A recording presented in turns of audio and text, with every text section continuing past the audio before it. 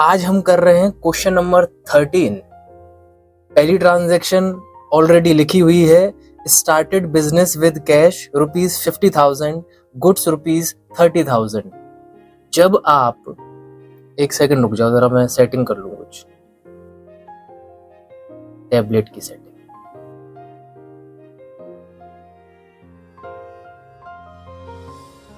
हाँ जी, तो पहली ट्रांजैक्शन है started business with cash ₹50,000, goods ₹30,000। जब भी आप कोई बिजनेस स्टार्ट कर रहे हो तो उसमें जो मालिक है वो कैश डालेगा, ये तो समझ में आती है बात। लेकिन कभी कभार क्या हो सकता है, कोई ऐसा बिजनेस वो स्टार्ट कर रहा हो जिसका सामान उसके पास हो और उस सामान से भी वो उस चीज को शुरू करे। जैसे मैं कोचिंग स्टार्ट करता हूँ तो मैं कैश से तो स्टार्ट करूंगा ही करूंगा। हो सकता है मेरे पास 4 कुर्सियां हों तो मेरे पास एक स्टॉक भी तो है, एक गुड्स भी तो है, तो उससे मैं स्टार्ट कर रहा हूँ, यानी 4 कुर्सियों से, टेबल बेंच कुछ भी। तो उसमें जब मैं देखूंगा कि मैंने बिजनेस किससे स्टार्ट किया, तो कुछ कैश से और कुछ सामान से। तो उसमें भी यही है कि कैश 50,000 से बिजनेस स्टार्ट कर रहा है और गुड्स से कर रहा है 30,000।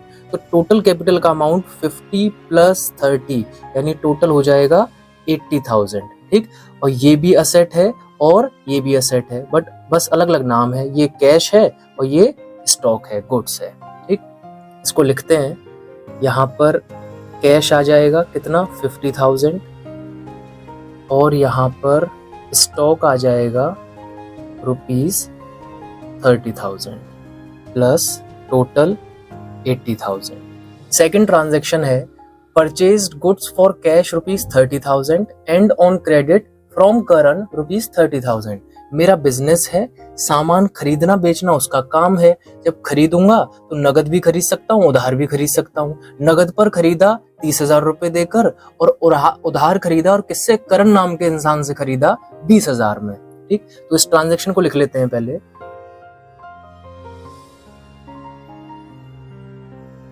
मैंने लिख दिया कि परचेज किया है गुड्स, कैश में 30,000 और क्रेडिट का मतलब उधार, वो कितना, 20,000। तो जो सामान है वो टोटल कितना, 30,000 कैश का और 20,000 क्रेडिट का। टोटल सामान तो आपने 50,000 का खरीदा, तो ये स्टॉक में तो कितना ऐड होगा, यहाँ पर 50,000 ऐड होगा। अच्छा, कैश कितना जाएगा, केवल 30,000, तो कैश में से 30,000 जाएगा। और ये 20,000 उधार पर खरीदा। उधारी क्या होती है, लाइबिलिटी। लाइबिलिटी में किस नाम से, क्रेडिटर के नाम से। कितना, 20,000। तो इसको इस तरह से हम लिखेंगे, इसको फॉर्मल तरीके से लिख लेते हैं।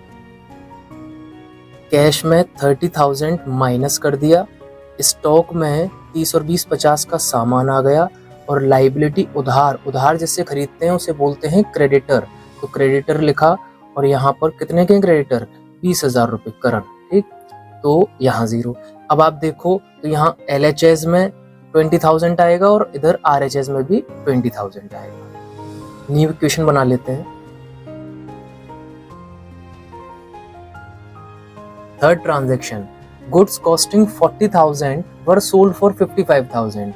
मेरे पास सामान था 40,000 रुपए का, वो मैंने 55,000 में बेचा। तो मूर्ख भी बता देगा कि कितने का फायदा हुआ, 15,000 का।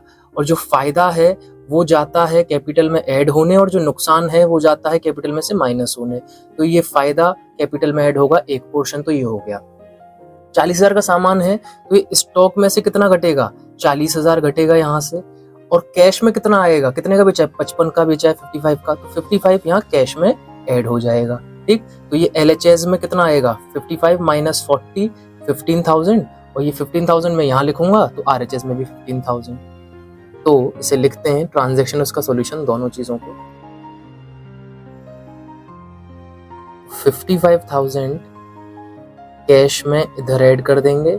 सामान की कीमत 40,000 की थी तो 40,000 का सामान गया, इधर माइनस कर देंगे, और कैपिटल में इधर 15,000 का जो फायदा है वो कर देंगे। तो आप देखो LHS में 15,000 और RHS में भी 15,000। न्यू इक्वेशन बनाते हैं।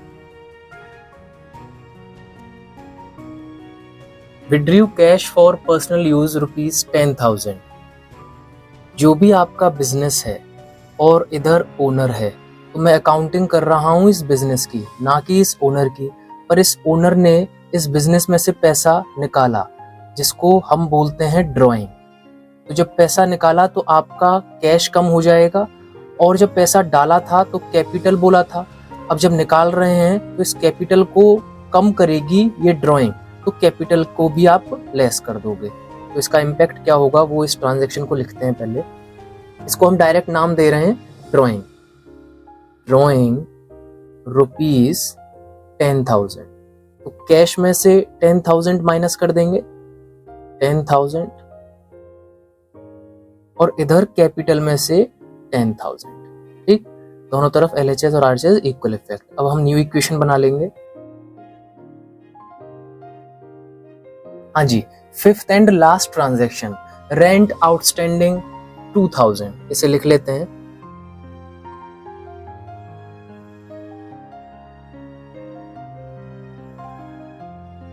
बहुत सीधी सी बात है, जब भी कोई बिजनेस होता है तो उसमें परचेज भी होती है, उसमें सेल भी होती है, उसमें एक्सपेंसेस भी होते हैं, उसमें रेवेन्यू यानी कमाई भी होती है। और ये चारों की ही चारों चीजें हो सकता है कैश में डील हो रही हो, और हो सकता है उधार, जिसको हम इंग्लिश में क्रेडिट कहते हैं, क्रेडिट पर हो रही हो। जब आपके जो खर्चे हैं वो उधार पर हैं, यानी कि अभी देने बाकी हैं, तो उसे आउटस्टैंडिंग कहते हैं। तो रेंट एक खर्चा है इधर, लेकिन इस खर्चे को अभी आपने पे नहीं किया, तो ये क्या है, आउटस्टैंडिंग। और आउटस्टैंडिंग जो है वो एक तरह से किसमें आएगा, लाइबिलिटी में। तो ये आउटस्टैंडिंग किसमें आएगा, ये आउटस्टैंडिंग लाइबिलिटी में आएगा। ठीक, कैश में जीरो इम्पैक्ट होगा इसका, क्योंकि दिया ही नहीं है। स्टॉक में जीरो इम्पैक्ट होगा। हाँ, लाइबिलिटी में एक कॉलम बन जाएगा रेंट आउटस्टैंडिंग, या शॉर्ट में OS लिख दोगे आप। यहाँ 0 प्लस कितना, 2,000, ये देना बाकी है तो लाइबिलिटी में।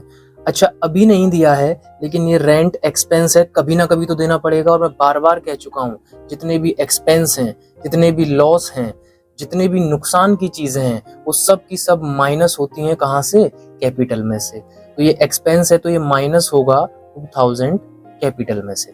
दिया नहीं है पर आगे देना तो पड़ेगा, करेंट ईयर से रिलेटेड है। अब इसके बाद कोई ट्रांजैक्शन है नहीं, तो हम बनाते हैं फाइनल इक्वेशन।